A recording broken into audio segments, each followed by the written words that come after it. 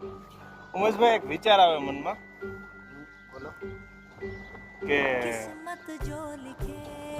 આપણે જે ભૂતકાળ હતો, જ્યારે આપણા દાદા પરદાદા એ લોકો જીવતા, એ લોકો જ્યારે હતા ત્યારે એ લોકોને શીખવા માટે શું હતું? ભણતર માટે ગુરુકુળ. આપણા હિન્દુ ધર્મ વિશે, આપણા ધાર્મિક ગ્રંથો વિશે, પુરાણ વિશે અથવા તો ઇતિહાસ વિશે એ લોકોને જાણકારી ક્યાંથી મળતી? કે જે ગુરુ શીખવાડે એ લોકો શીખતા. ત્યારે સ્કૂલો તો હતી નહીં. અરે મતલબમાં ગુરુકુળ જ હતા જે તમને બધું આગળની જિંદગી જીવતા શીખવાડે એમ. હાલમાં શું છે? શાળાની અંદર શું શીખવાડે? બાહ્ય જ્ઞાન, ગણતરી કરવાનું શીખવાડે, ભાષાઓનું જ્ઞાન શીખવાડે, Hindi, Gujarati, English et cetera et cetera, કેટલી બધી ભાષાઓ એમ.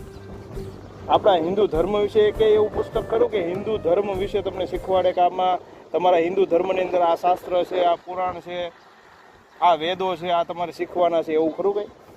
કોઈ જગ્યાએ નથી.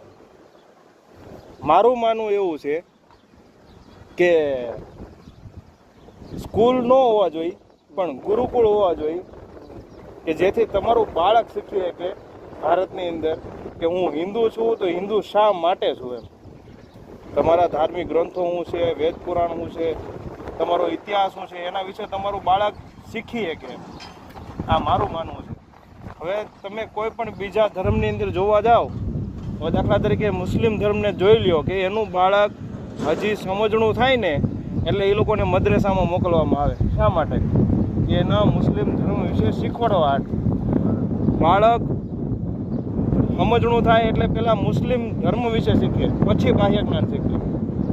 એમ આપણા ધર્મની અંદર, હિન્દુ ધર્મની અંદર પણ એવું હોવું જોઈએ કે પહેલાં આપણું બાળક હિન્દુ ધર્મ શીખે અને પછી બાહ્ય જ્ઞાન શીખે. બરાબર. સાચી વાત કે ખોટી વાત? સાચી. તમારું શું માનવું છે કમેન્ટમાં કહેજો જરા. જય માતાજી.